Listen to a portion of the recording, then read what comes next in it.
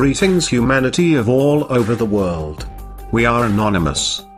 The shadow forces behind the New World Order are following a slow-paced agenda of total control over mankind and our planet's resources.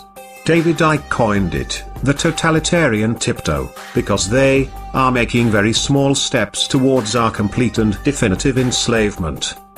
As a result, the masses remain relatively unaware of the fact that their liberties are being gradually taken away, while the power of the New World Order octopus grows steadily. Somewhere near the very top of the pyramid, an extremely elitist organization known as the Council of the 13 Families orchestrates all of the major world events. As the name suggests, the council consists of the top 13 most influential families on Earth. An increasingly number of people is becoming aware that 99% of the Earth's population is controlled by an elite of 1%. But the Council of the 13 Families consists of less than 1% of the 1% elite, and nobody on Earth can apply for membership. In their opinion, they are entitled to rule over the rest of us, because they believe that they are the direct descendants of the ancient gods, and consider themselves royal. These families are 1. Rothschild, Bauer, or Bauer. 2. Bruce. 3. Cavendish, Kennedy. 4. De Medici. 5. Hanover. 6. Habsburg. 7. Krupp. 8. Plantagenet. 9. Rockefeller. 10. Romanov. 11. Sinclair, St. Clair. 12. Warburg, Del Banco. 13.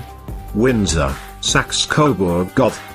Personally, I suspect that this may not be the complete list, and some very powerful lineages are still unknown to us.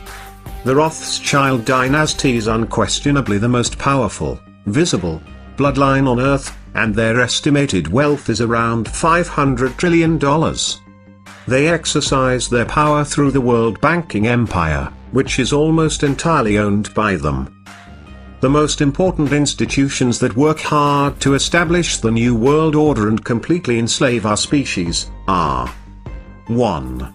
The City of London, finance, controlled by the Rothschilds, not part of the United Kingdom. 2. The United States Federal Reserve, finance, private bank, owned by the Rothschilds, not part of the United States. 3. The Vatican City, indoctrination, deception and scare tactics, not part of Italy. 4. Washington, D.C., military, mind programming, brainwashing and depopulation, not part of the United States.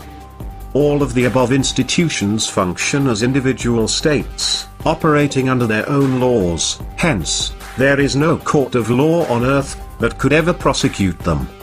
The multitude of secret societies in existence today operate as branches of a mega corporation, which is owned by the Council of the 13 Families. Even though they have been handsomely rewarded for their work, the members of these secret societies are not members of the elite bloodlines, they don't know who their masters are, and they have no idea what the real agenda is. Another mass enslavement tool that they are using against us is the so-called educational system. Schools are no longer what they used to be, and children are learning to memorize without thinking, and obey without questioning. In fact, this established educational system is extremely expensive to keep operational, and obsolete in the age of the internet. Why obsolete? You may ask. Because the internet gives us free access to almost infinite amounts of information. So why are we still paying huge amounts of money for governmental education? Because the world's elite require that our children learn conformity and inside-the-box thinking. Mankind's faith is hanging in the balance right now, as the control of the New World Order octopus spreads.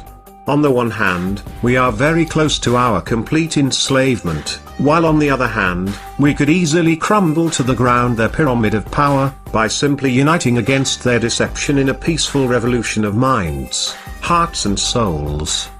We've asked for years what their greatest weapon of enslavement is.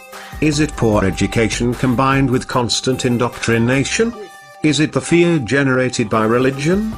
Is it the fear of being punished, jailed, or killed by the system? Or is it the invisible enslavement of the monetary system? In our opinion, all of the above combined had a huge impact on our society and the way we think, but their biggest weapon is hands down the financial system. The financial system has stealthily enslaved our species, and now we are being used as currency slaves. We all work from 9 to 5 every day, in boring and depressing environments, not stimulated by anything creative or constructive. In most cases, the sole motivation for going to work is the next paycheck, and no matter how hard we work, we never seem to have enough money. Have you ever wondered why megacorporations reaping billions a year in profits pay dozens of millions to their CEOs, and as close as possible to the minimum wage to the rest of the employees?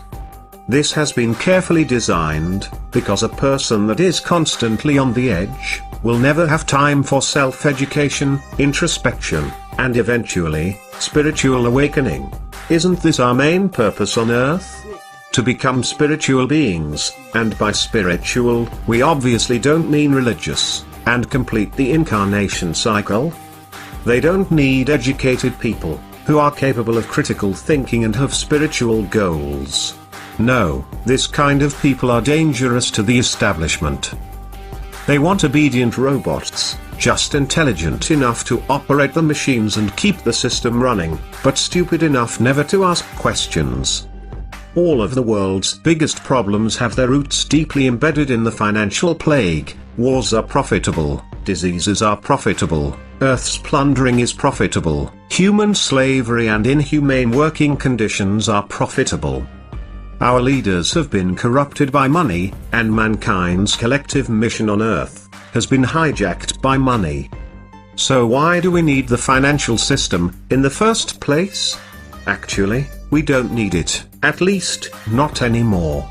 The planet doesn't charge us a cent for using its natural resources, and we have the technology to extract them without physically working a day.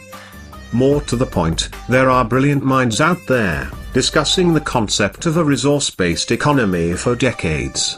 One example is Mr. Jack Fresco, a brilliant industrial designer and social engineer, who spent most of his life designing the future. The cities proposed by Mr. Jack Fresco will be built by autonomous construction robots and will be eco-friendly and self-sustainable, earthquake and fireproof. Other people are already discussing the transition plan towards the economy of the future, where money are no longer required, and all individuals will be offered the best conditions to reach their highest potentials, all for the benefit of our species as a whole. So, our question is, are we ready to embrace the future and escape the control of the elite in a world without money? Or are we going to allow the New World Order plan to happen? We are all anonymous by default. United as one. Divided by none. To the rich, greedy, filthy slave creators. You will be removed. Expect that.